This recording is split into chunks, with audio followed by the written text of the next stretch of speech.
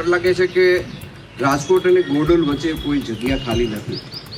અહીંથી 500 કિલોમીટર દૂરથી 200 કિલોમીટર દૂરથી ગોંડલની અંદર ક્ષત્રિય સમાજને ને પાટીદાર સમાજને અથડાવવાના જે પ્રયત્નો કરતા હોય એવા લોકોને અને એવા ટપોરીઓને ગોંડલ વતી હું સ્પષ્ટપણે જવાબ આપું છું કે ભાઈ એ તમારા સપના છે ક્ષત્રિય પાટીદાર વર્ષિત ક્ષત્રિય કરાવવાના, એ સપના તમારા ક્યારેય પૂરા નહીં થાય. એવી જે લોકો ગોંડલને મિર્ઝાપુર તરીકે સંબોધે છે એવા આવારા તત્વોને એવા ટપોરીઓને અહીંથી ગોંડલના 18 વર્ષના લોકો તરફથી ને ગોંડલના યુવાન તરીકે એવા ટપોરીઓને હું જવાબ આપું છું કે ભાઈ ગોંડલ ગોકુળિયું ગોંડલ છે.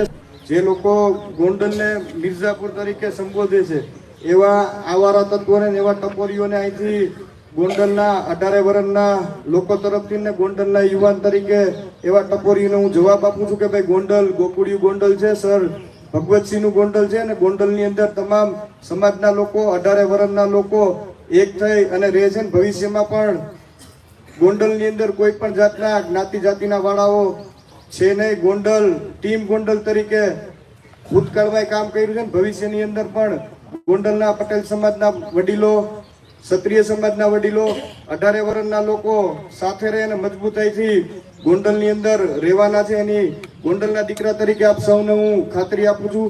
અહીંથી 500 કિલોમીટર દૂરથી 200 કિલોમીટર દૂરથી ગોંડલની અંદર ક્ષત્રિય સમાજને ને પાટીદાર સમાજને અથડાવવાના જે પ્રયત્નો કરતા હોય એવા લોકોને અને એવા ટપોરીઓને ગોંડલ વતી હું સ્પષ્ટપણે જવાબ આપું છું કે ભાઈ એ તમારા સપના છે ક્ષત્રિય પાટીદાર વર્ષિત ક્ષત્રિય કરાવવાના, એ સપના તમારા ક્યારેય પૂરા નહીં થાય. એવી 18 વર્ષના લોકો તરફથી ટપોરીઓને જાહેરની અંદર હું જવાબ આપું છું. વધારે વિશેષ કંઈ નહીં, પણ આ ઘટનાની અંદર પણ ક્ષત્રિય સમાજના સૌ લોકો, પાટીદાર સમાજના લોકો, તમામ સમાજના લોકોએ જે એકતા બતાવી છે, જે સાથે ખંભે ખંભો મિલાવીને ઉભા રહ્યા છે, એમનો પણ હું હૃદયપૂર્વકથી ખૂબ ખૂબ આભાર માનું છું.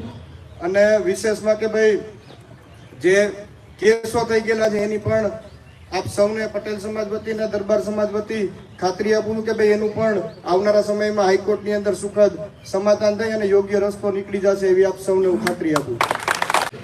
હપ કરું ડપ મરે. ખરેખર કોઈ હપ કરે ડપ મરે આવી વાર્તા છે. વડીલો બધા ચિત્રા બાબાને બહુ સારી રીતે જાણે છે. એમાંય વાતમાં પાછો એક નવો વળાંક આવ્યો હતો. મિત્રોને ખબર જ હશે, જીથરા બાબાના ગામમાં એનાથી કદરૂપી એક બાઈ આવી વહુ બની.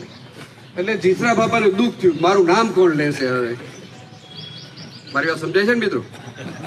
આવી બધી વાતમાં નહીં પડતા મને લાગે છે કે ગોંડલની જે રીતે પ્રગતિ છે, ગોંડલ જે રીતે સુખાકારીથી જીવે છે, ગોંડલની અંદર ધંધા ઉદ્યોગ, મને લાગે છે કે રાજકોટ અને ગોંડલ વચ્ચે કોઈ જગ્યા ખાલી નથી.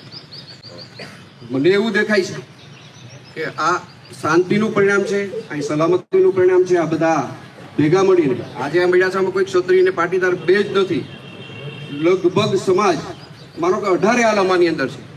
બધાએ પોઝિટિવ આ વાતની દિશા લીધી છે. બધાએ બંને પક્ષને સમજાવ્યા છે. બંને પક્ષે પણ આ વાતને સાચી રીતે સ્વીકારી છે. એમને બંનેનું હૃદયપૂર્વક અભિનંદન આપું છું.